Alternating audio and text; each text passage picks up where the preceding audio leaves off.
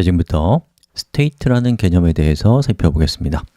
자, 리액트 컴포넌트인데요. 컴포넌트는 입력과 출력이 있는데 입력은 뭐죠?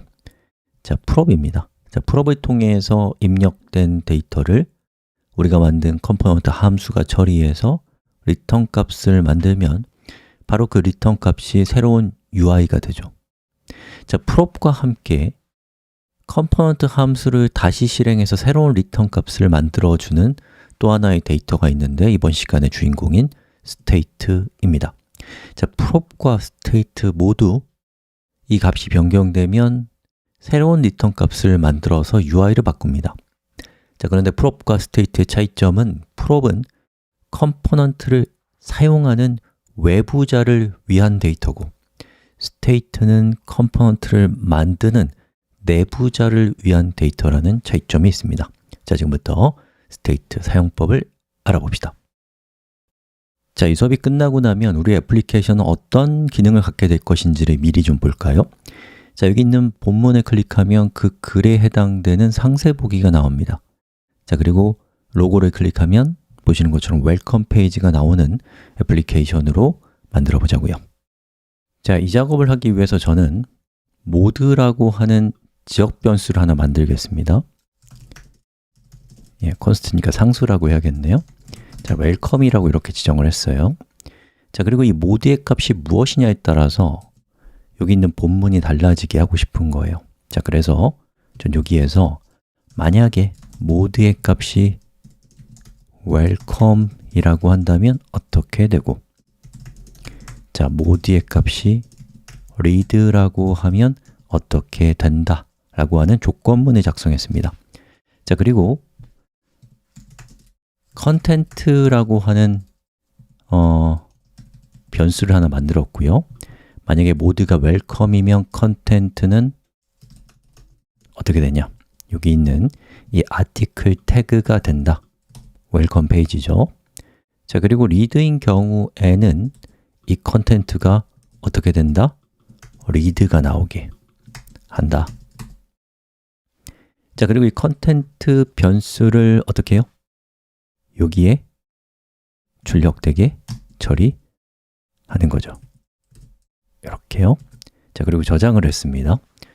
자, 이때에 모드의 값이 welcome이면 현재처럼 보이고 read로 바꾸면 어떻게 돼요? read로 바뀝니다. 다시 welcome으로 돌려놓을까요? 자, 이렇게 동작하는 애플리케이션의 논리를 구성을 했습니다. 자, 그럼 이제 우리가 해야 할 것은 이 모드의 값을 이벤트가 발생했을 때 변경해 주는 거겠죠. 해볼까요?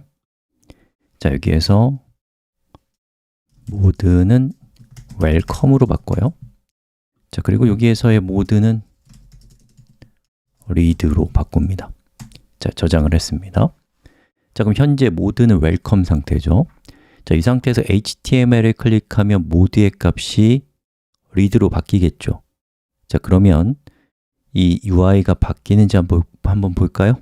클릭, 클릭, 클릭. 아무 일도 생기지 않습니다. 왜요? 자, 우리가 모드의 값을 read로 바꾸긴 했지만 그렇다고 하더라도 이 앱 함수는 다시 실행되지 않기 때문에 리턴 값에는 변화가 없는 거예요. 자, 우리가 하고 싶은 건 뭐예요? 모드의 값이 바뀌면 이 컴포넌트 함수가 새로 실행되면서 새로운 리턴 값이 만들어지고 그 리턴 값이 UI에 반영되는 것을 우리는 꿈꾸고 있는 거죠. 맞아요? 자, 어떻게 하면 될까요? 이때 바로 state를 사용하는 겁니다. 자, state를 사용하기 위해서는 import를 하고요. use state라는 훅을 이용하셔야 됩니다. 자, 이 훅은 리액트에서 제공하는 기본적인 함수예요. 자, 그러면 여기 있는 이 모드는 일반적인 지역 변수인데요. 이 지역 변수를 state, 즉 상태로 업그레이드 시킬 거예요. 자, 그럼 어떻게 하면 되냐? 자, 여기에서 use state라고 이렇게 하면 상태를 만드는 겁니다. 자, 그렇게 상태를 만들면 이 상태가 리턴이 될 건데 그 리턴된 결과를 제가 언더바 모드라고 이름을 줬어요. 옆에 에러가 뜨죠? 정상이에요. 자, 우리 모드의 값을 한번 출력해 볼까요? 자, 개발자 도구 켜고 콘솔 킨 다음에 리로드를 해봤습니다. 자, 여기 보면 언더바 모드의 값은 0번째 원소는 welcome이에요. 이거 뭐와 같은 거예요? 요거의 값이 0번째 원소다. 자, 1번째 원소는 함수입니다. 자, 여기에서 여러분이 use state라면요, use state는 배열을 리턴하고 그 배열의 0번째 원소는 상태의 값을 읽을 때 쓰는 데이터고 1번째 데이터는 그 상태의 값을 변경할 때 사용하는 함수입니다.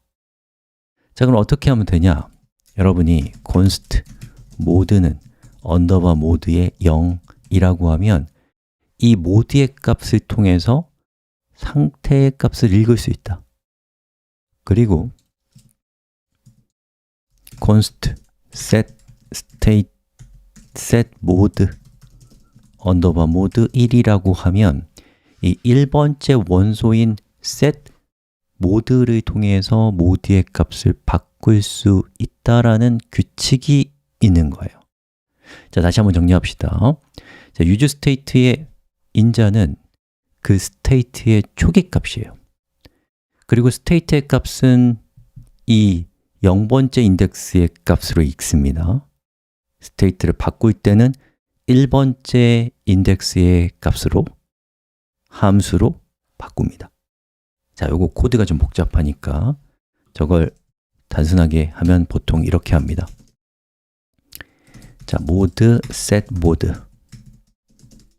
use state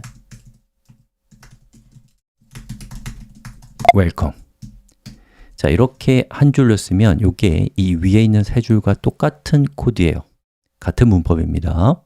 다만 더 축약형이기 때문에 요걸 많이 씁니다. 그래서 이 위에 거는 지워버릴게요. 익숙해지셔야 될 문법입니다. 자, 그럼 이제 우리가 모드의 값은요, 기존에 이 모드 그대로 쓰면 되기 때문에 바꿀 건 없습니다. 자, 그럼 여기에 있는 모드는 welcome, 모드는 read라고 하는 요거 있잖아요. 요거 제가 한번 클릭해 볼까요? 이걸 클릭하면 요게 실행이 됐겠죠. 하지만 아무 일도 생기지 않습니다. 그래서 어떻게 해야 된다고요?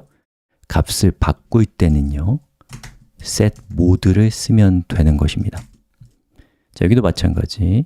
값을 바꿀 때는 set mode를 쓰시면 되는 거예요. 자, 그리고 한번 실행을 시켜볼까요? 자, 이걸 클릭하면 어떻게 되냐? 클릭! 짠! 자, 보시는 것처럼 이 모드의 값이 set 모드로 인해서 read로 바뀌었거든요. 그러면 app 컴포넌트가 다시 실행됩니다. 자, 그러면서 use state가 이 모드의 값을 read로 세팅해줘요. 자, 그럼 여기가 read니까 컨텐트는 이걸로 바뀔 것이고 그것이 화면에 렌더링 되면 이런 결과가 나오는 것입니다. 자, 이런 질문을 많이 받습니다. 이 모드의 값은 이름을 아무거나 해도 되냐? 이렇게 해도 되는 거예요. 그럼 얘가 이거면 여기도 이렇게 돼야 되는 거고요.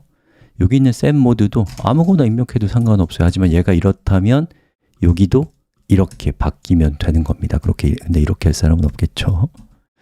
자, 이름은 여러분 마음대로 하는 거고요. 이렇게 스테이트를 만들면 되는 것입니다. 어떻게? 이해가 되시나요? 이해되셨으면 박수! 자, 그런데 하다만 느낌이 있죠? 여기 리드로 나오면 무슨 의미가 있어요? 우리가 선택한 글이 여기에 나타나야죠. 자, 그러기 위해서 우리가 어딜 손보면 될까요? 자, 여기 리드일 때 컨텐트를 결정하는 이 부분에 타이틀과 바디가 적당한 값을 가지면 되겠죠. 자, 그렇게 하기 위해서는 우리가 어떤 글을 선택했는지 그것을 또 스테이트로 만들 필요가 있습니다.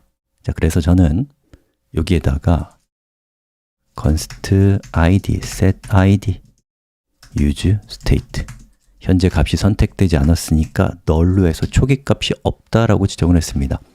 자, 그리고 이 state의 값은 언제 바뀌나요?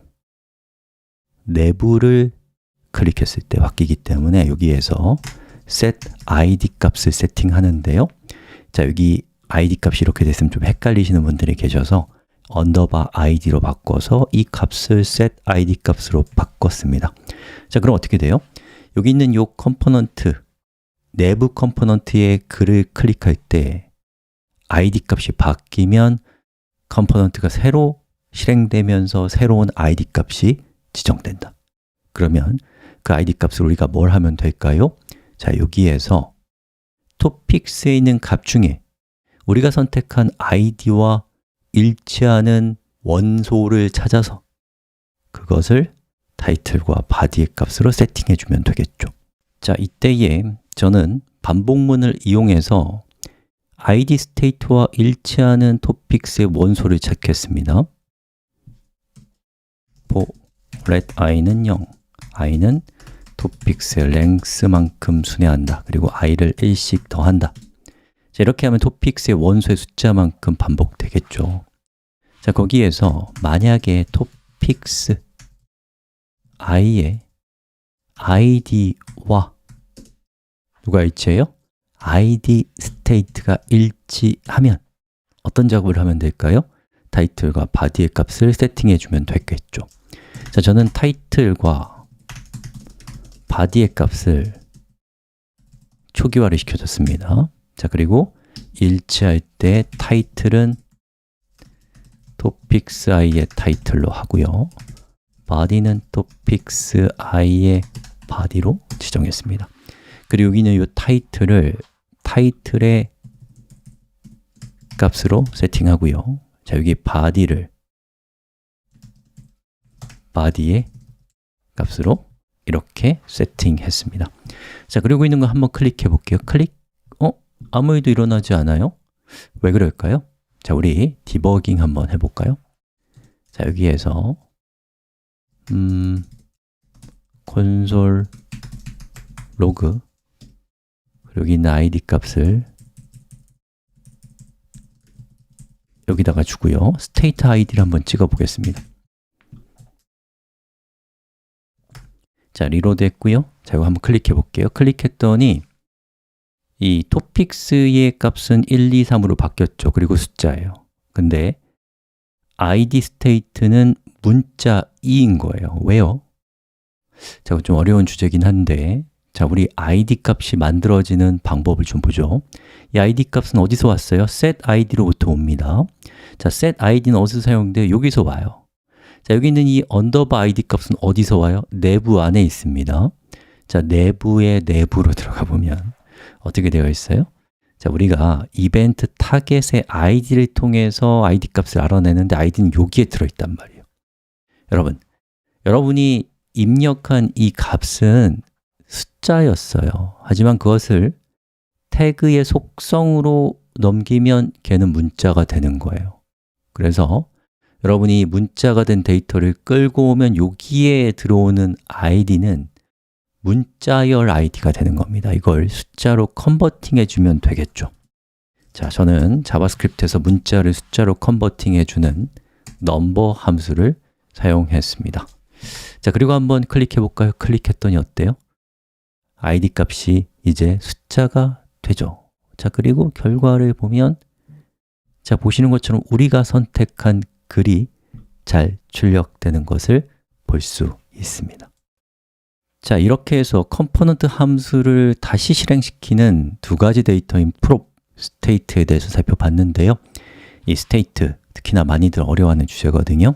이게 이해되셨다면 구분응선을 넘으신 겁니다. 이해가 안 되셨다면 조금 마음은 급하실 수 있겠지만 제 수업 한 번만 더 들어보시면 좋을 텐데. 여러분, 축하합니다.